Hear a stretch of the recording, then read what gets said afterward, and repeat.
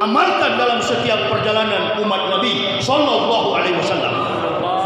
4 bulan yang diharamkan oleh Allah: Muharram, Ramadan, Zulqa'dah, Zulhijjah.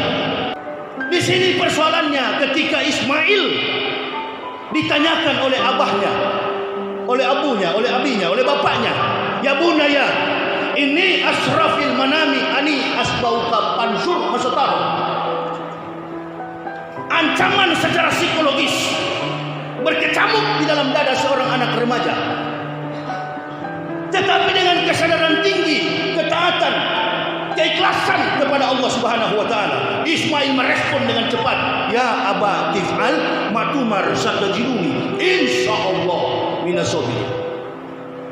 Ibrahim menggambarkan pemimpin baik dalam aspek kehidupan pribadi, memimpin diri sendiri, aspek kehidupan rumah tangga, aspek kehidupan berbangsa, bermasyarakat, bernegara. Menggambarkan seorang leader, pemimpin, leadership, membias kepada kepemimpinan. Ancaman 3 kali datang. Siang malam malaikat datang memberitahukan, "Ibrahim, engkau diperintahkan oleh Allah untuk menyembelih putra." Tersadar Ibrahim. Kenapa Ibrahim sadar? Dia baru ingat 13 tahun yang lalu dia pernah berdoa di Baitul Maqdis, Masjidil Aqsa, memohon kepada Allah meminta seorang putra tercinta. Datanglah anak semata wayang. Ibrahim ini dalam kisah pernah mengorbankan 1000 ekor kambing, 300 lembu, 100 ekor unta, hampir 1500 ekor. Namanya manusia, ada sifat riya di dalam diri. Lalu dia datangi oleh malaikat 3 kali dalam mimpi, "Hai Ibrahim, sembelih anakmu, sembelih anakmu." Dia tawarah, bertanya-tanya Ibrahim, apa betul mimpi ini datang dari Allah? Karena pada waktu dia mengorbankan 1400 kurban, masyarakat memuji Ibrahim. Masya Allah, luar biasa Ibrahim. 1500, hampir 1500 ekor engkau kurbankan di hadapan Allah. Namanya manusia. Inilah dia. Apalagi orang Indonesia makin dipuji, melambung tinggi sampai mekar hidungnya. Ini sifat suka dipuji ini yang bikin jatuh pejabat-pejabat kita. Betul apa betul? Sombong, pencitraan, manuver politik, reaksi di masyarakat, gaduh. Bukan dari bawah, dari atas yang sering bikin. Lalu kan Ibrahim bilang, jangankan itu, jika Allah berkehendak saya punya keturunan, akan saya persembahkan sebagai kurban. Pertarungan psikologis antara seorang pemimpin dengan janji yang diucapkan. Joko Widodo dengan saya bersumpah demi Allah, anggota parlemen, saya bersumpah demi Allah. Sumpah nasar di hadapan Allah akan ditagih lewat ucapan. Saya sebagai pendakwa, di pikiran saya, di dalam jiwa saya ajarkan kepada anak istri saya, jadilah dengan 3 prinsip. Antum jadi muslim, 3 yang antum lakukan. Apa? Yang pertama, jangan tinggalkan sholat 5 waktu. Yang kedua, jangan mengambil, mencuri barang orang. Dan yang ketiga, jadilah dirimu sendiri, jangan jadi pikiran dan diri orang lain. Apapun status dan derajatmu, apabila antum nanti jadi pejabat jangan berhati penjahat.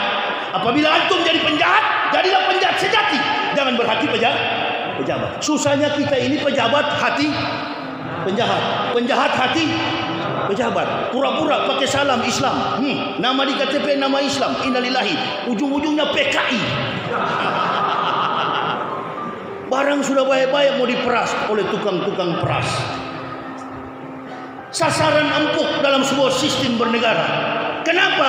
Karena ketidakmampuan masyarakat Indonesia. 60% pendidikan mereka, kualifikasi dalam kompetensi kemampuan berpikir di bawah rata-rata.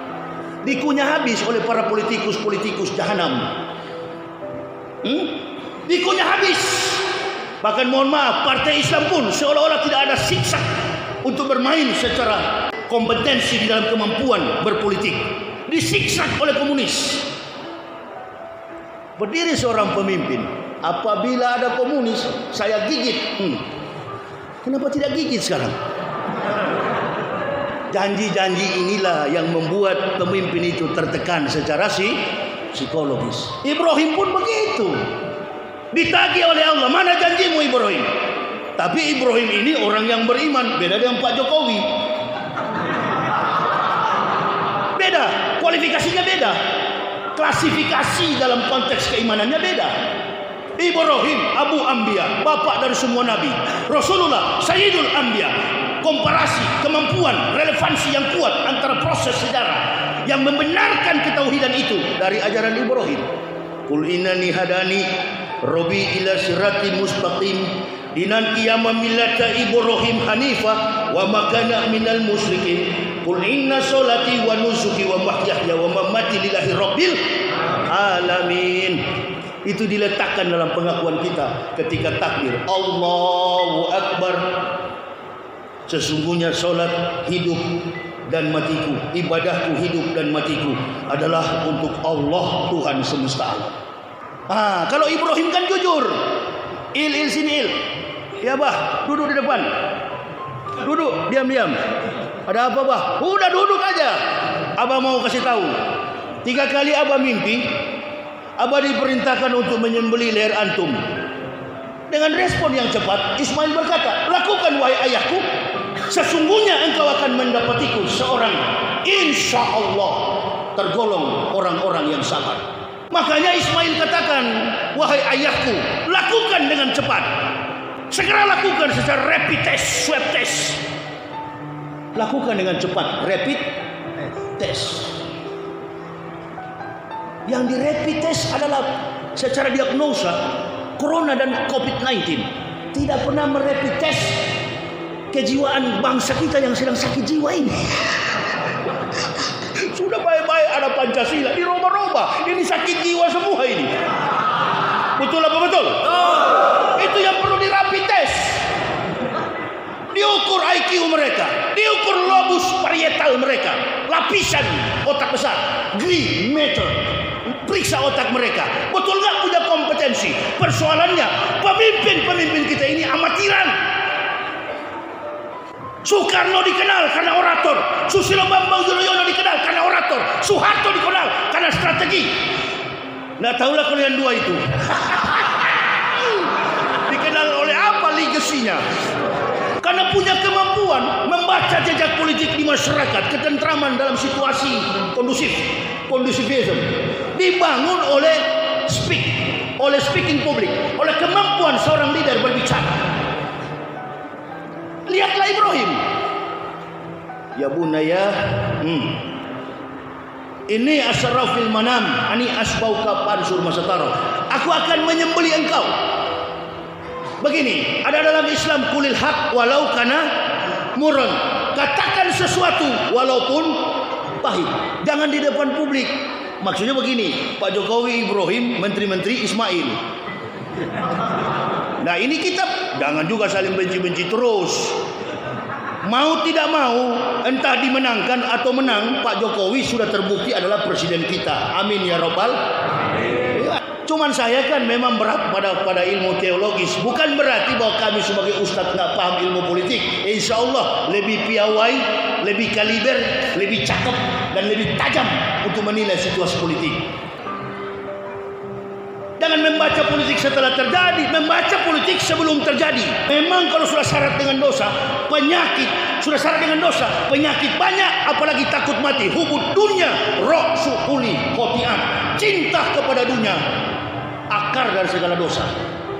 Nggak pikir dia ulama, mau dia pejabat, dia ulama, takut dia miskin, takut susah dia. Saya tidak ada hubungan dengan politik, saya tidak ada hubungan dengan organisasi Islam manapun. Dari dulu, masyarakat for Islam. Perjuangan saya untuk Islam, bukan untuk organisasi Islam. Kalau sudah begini kan, nanti kalau sudah aman-aman Indonesia, datang lagi bidah kafir kepada sesama Muslim. Ukuran jenggot beda, bidah. Ini kalau sudah ini orang-orang begini yang pendawa model begini, kalau diajak demo, diajak berjuang turun di garis belakang. Kami tidak peduli dengan politik. Nah ini model-model begini. Allahu Akbar. Itu saya ingat sekali dan masih ada kasetnya di mobil saya. Ceramah dai sejuta umat, Bapak Kiai Haji almarhum Zainuddin MZ. Umat Islam di Indonesia ini bagaikan buih di lautan. Banyak dia dikepung dari segala macam sudut. Itu namanya da'i. Bicara hari ini, terjadinya besok. Kalau dalam zaman para nabi disebut dengan nubuah para nabi, informasi, risalah, belum terjadi sudah disampaikan. Dan semua itu ada dalam catatan Al-Quran. Termasuk yang saya bacakan tadi, fala tu'til kafirina wajahidum bihi jihadan kabira. Janganlah taat kepada orang kafir. Perhatikan, janganlah taat kepada perintah orang kafir. Berjihadlah dengan jihad yang besar melawan mereka. Jadi yang melarang orang ke masjid untuk tabligh akbar begini, konsepnya adalah konsep kafir. Ini persoalannya. Artinya apa? Sengaja saya umpan begini supaya jemaah taat betul kepada Allah. Ini permainan kafir menjerumuskan orang Islam jadi munafik. Padahal sebelum dia jadi pejabat, sebelum dia jadi polisi, jadi tentara, doanya kepada Allah. Ibunya, mamanya, sudahlah nak.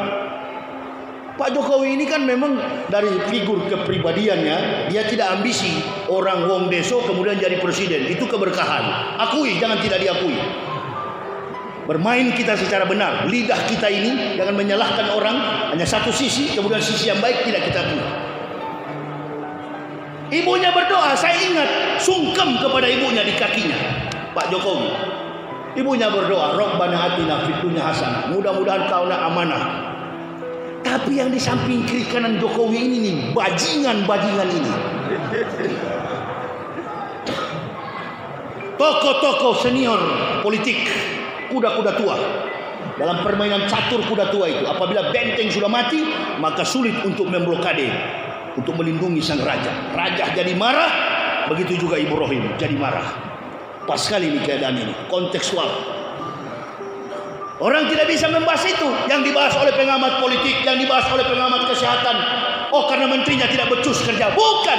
Persoalannya janji di hadapan Allah. Ikrar, nasar di hadapan Allah yang pernah terucap kemudian tidak terbukti. Ditagih oleh Allah. Banyak Pak, banyak. Tapi saya bukan politikus, tidak cocok bahas itu.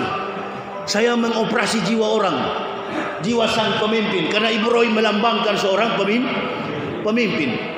Nah, berdoa dia, mudah-mudahan anak saya jadi pejabat, jadi polisi, jadi tentara, jadi ASN, aparatur sipil negara, jadi hansip, jadi pedagang, jadi seorang konglomerat, jadi guru besar, jadi rektor dan lain sebagainya. Sukses anakku dunia wal akhirat. Berdoa kepada Allah. Begitu berhasil diberi pangkat, yang diserang Islam.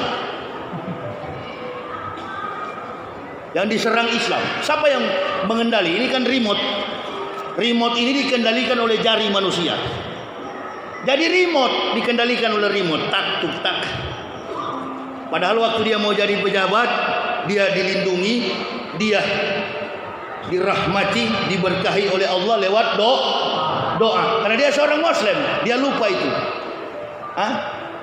Dia lupa itu. Bahkan ada satu yang berkata, saya ini bukan menteri agama Islam. Ya, siapa juga yang akui kau menteri agama Islam? Menteri itu mengapalai semua agama. Orang Islam ini nggak minta perlindungan. Saya aja baru masuk Islam nggak pakai minta perlindungan. Rapatkan barisan. Kita berdoa kepada Allah. Ya Allah, kalau memang sudah tidak ada pemimpin lagi yang adil bagi kita, tidak ada lagi yang soleh, tidak ada lagi yang soleha, tidak ada lagi yang bisa dipercaya, gantikan ya Allah. Percuma kita demo berbaris-baris di sana di lapangan. Biarkan kepada mahasiswa. Karena bicara soal politik dalam konteks kenegaraan, yang bisa menjatuhkan seorang pemimpin hanya mahasiswa. Lupakah kita? Soeharto, macan Asia, sekali digoyang, beliau dengan legowo karena negarawan mundur. Nah ini. Jadi saya sarankanlah kepada Pak Jokowi, masih ada kesempatan Bapak untuk Bapak merubah seperti Ibrahim. Jangan dengar tuh di kiri kanan itu.